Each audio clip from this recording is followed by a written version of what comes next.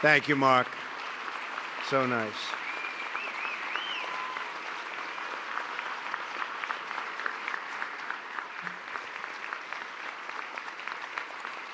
Thank you very much. Thank you.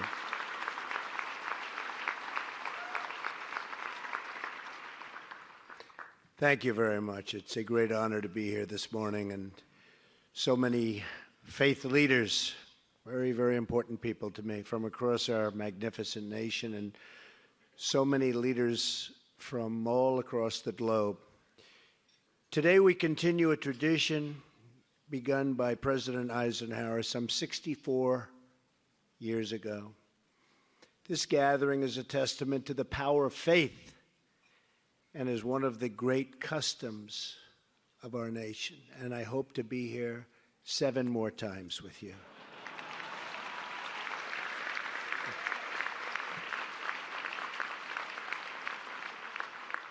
I want very much to thank our co-chairs, Senator Bozeman and Senator Coons, and all of the congressional leadership. They're all over the place. We have a lot of very distinguished guests. And we have one guest who was just sworn in last night, Rex Tillerson, Secretary of State. Going to do a great job. Some people didn't like Rex because he actually got along with leaders of the world. I said, no, you have to understand, that's a good thing. That's a good thing, not a bad thing.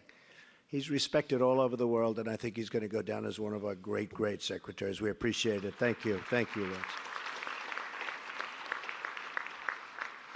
Thank you as well to Senate Chaplain Barry Black for his moving words. And I don't know, Chaplain, whether or not that's an appointed position. Is that an appointed position? I don't even know if you're a Democrat or if you're a Republican, but I'm appointing you for another year. The hell with it. And I think it's not even my appointment. It's the Senate's appointment, but we'll talk to them. Your son is here. Your job is very, very secure, okay?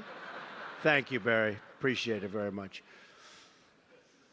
I also want to thank my great friends, the Roma. Where's Roma? Beautiful Roma Downey, the voice of an angel. She's got the voice. Every time I hear that voice is so beautiful, that everything is so beautiful about Roma, including her husband, because he's a special, special friend, Mark Burnett, for the wonderful introduction. So true.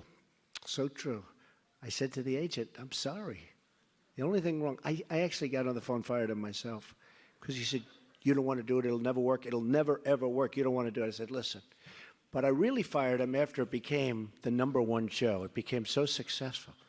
And he wanted a commission, and he didn't want to do the show. That's when I really said. But we had tremendous success on The Apprentice. And when I ran for president, I had to leave the show. That's when I knew for sure I was doing it. And they hired a big, big movie star, Arnold Schwarzenegger, to take my place. And we know how that turned out.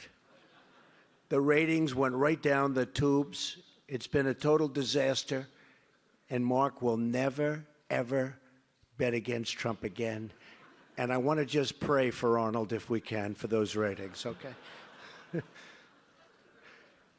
But we've had an amazing life together the last 14, 15 years, and an outstanding man, and thank you very much for introducing me.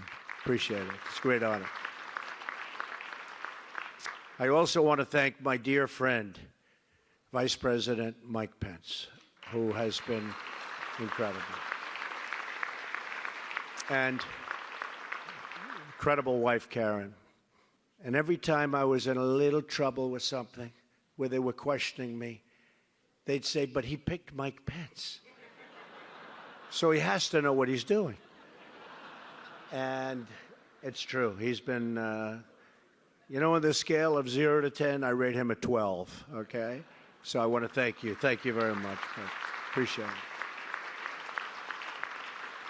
But most importantly today, I want to thank the American people. Your faith and prayers have sustained me and inspired me through some very, very tough times. All around America, I have met amazing people whose words of worship and encouragement have been a constant source of strength. What I hear most often as I travel the country are 5 words that never, ever fail to touch my heart. That's, I am praying for you. I hear it so often. I am praying for you, Mr. President. No one has inspired me more in my travels than the families of the United States military. Men and women who have put their lives on the line every day for their country and their countrymen. I just came back yesterday from Dover Air Force Base to join the family of Chief William Ryan Owens as America's fallen hero was returned home. Very, very sad, but very, very beautiful. Very, very beautiful. His family was there. Incredible family, loved him so much, so devastated. He was so devastated. But the ceremony was amazing. He died in defense of our nation. He gave his life in defense of our people. Our debt to him and our debt to his family is eternal and everlasting. Greater love hath no man than this, that a man lay down his life for his friends. We will never forget the men and women who wear the uniform. Believe me.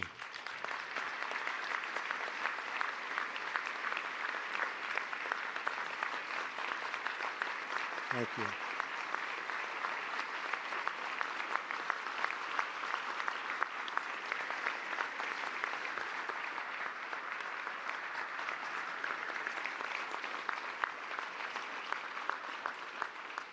From generation to generation, their vigilance has kept our liberty alive. Our freedom is won by their sacrifice, and our security has been earned with their sweat and blood and tears. God has blessed this land to give us such incredible heroes and patriots. They are very, very special, and we are going to take care of them.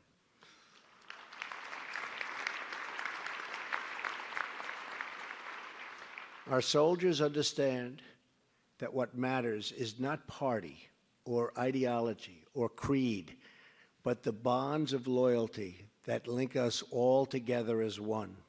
America is a nation of believers.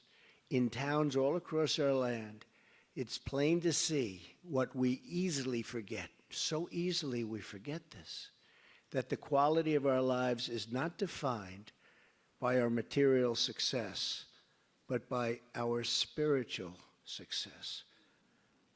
I will tell you that, and I tell you that from somebody that has had material success and knows tremendous numbers of people with great material success, the most material success. Many of those people are very, very miserable, unhappy people. And I know a lot of people without that, but they have great families, they have great faith, they don't have money, at least not nearly to the extent, and they're happy. Those, to me, are the successful people, I have to tell you.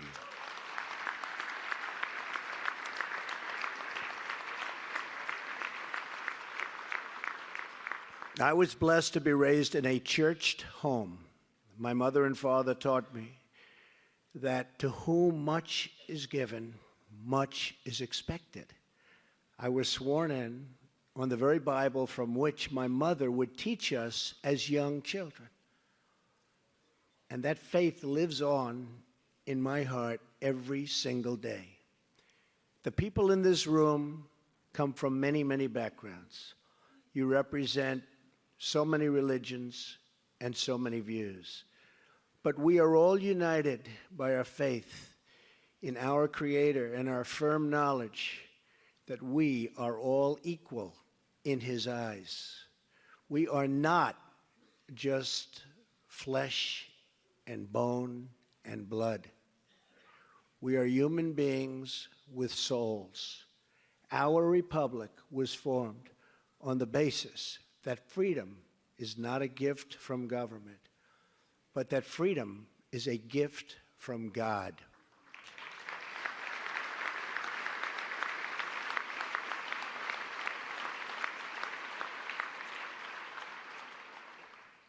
It was the great Thomas Jefferson who said, "The God who gave us life gave us liberty." Jefferson asked, can the liberties of a nation be secure when we have removed a conviction that these liberties are the gift of God? Among those freedoms is the right to worship according to our own beliefs. That is why I will get rid of and totally destroy the Johnson Amendment and allow our representatives of faith to speak freely and without fear of retribution. I will do that, remember.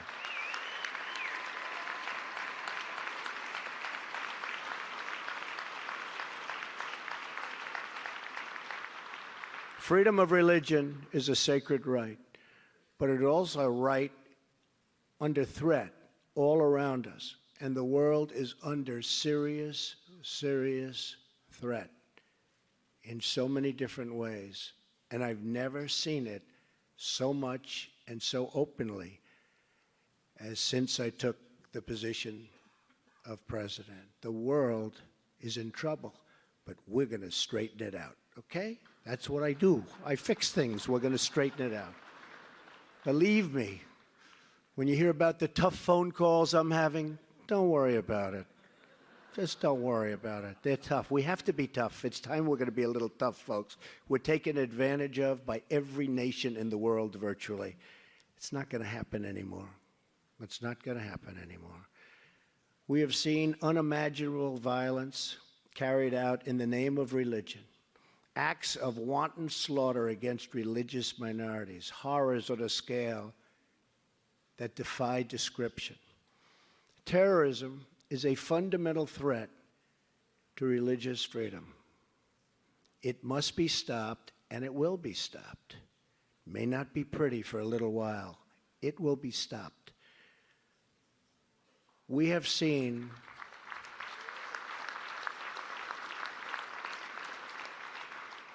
and by the way, General, as you know, James Mad Dog, shouldn't say it in this room, Mattis. Now, there's a reason they call him Mad Dog Mattis. Never lost a battle, always wins them, and always wins them fast. He's our new Secretary of Defense. We'll be working with Rex. He's right now in South Korea, going to Japan, going some other spots. I'll tell you what, I've gotten to know him really well. He's the real deal. We have somebody who's the real deal working for us, and that's what we need. So you watch. You just watch. Things will be different. We have seen peace-loving Muslims brutalized, victimized, murdered, and oppressed by ISIS killers. We have seen threats of extermination against the Jewish people. We have seen a campaign of ISIS and genocide against Christians where they cut off heads. Not since the Middle Ages have we seen that. We haven't seen that, the cutting off of heads. Now they cut off the heads. They drown people in steel cages. Haven't seen this. Haven't seen this. Nobody's seen this for many, many years.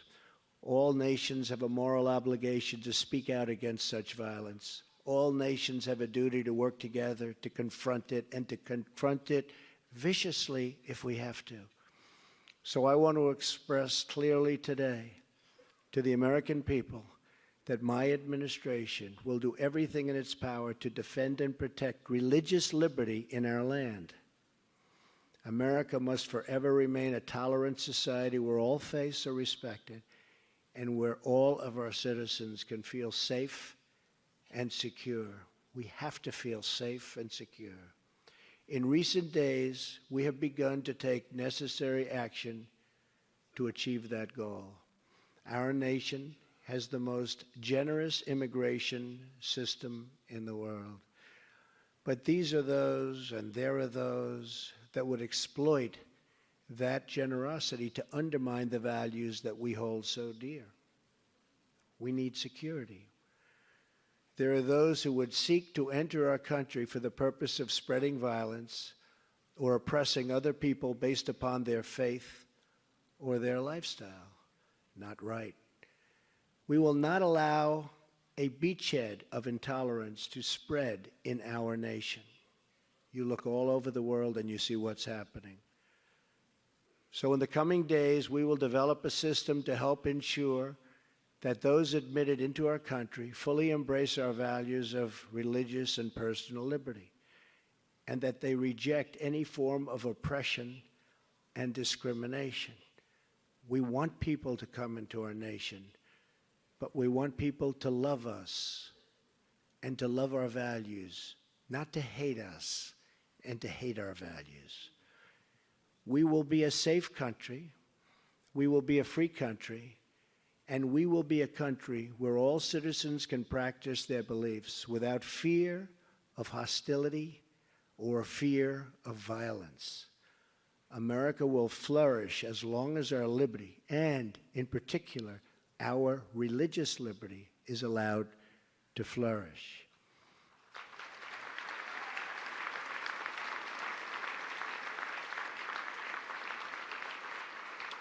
America will succeed as long as our most vulnerable citizens, and we have some that are so vulnerable, have a path to success.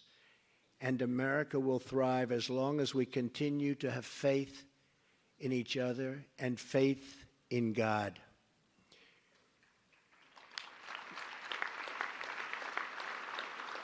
That faith in God has inspired men and women to sacrifice for the needy, to deploy to wars overseas, and to lock arms at home to ensure equal rights for every man, woman, and child in our land.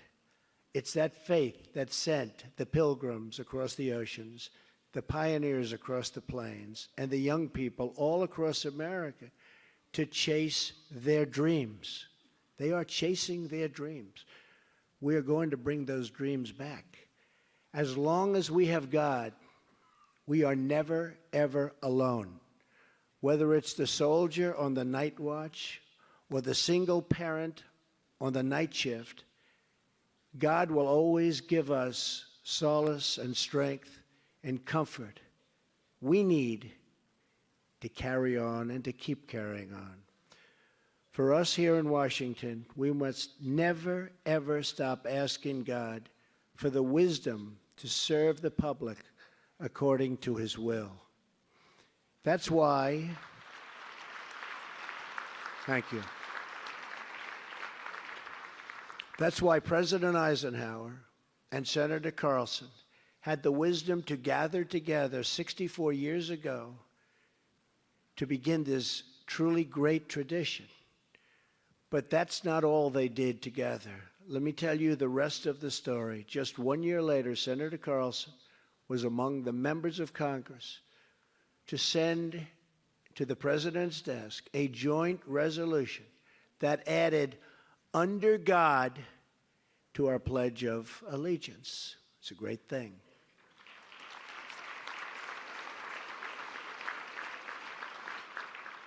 Because that's what we are, and that is what we will always be, and that is what our people want. One beautiful nation under God. Thank you, God bless you, and God bless America. Thank you very much. Thank you. Thank you.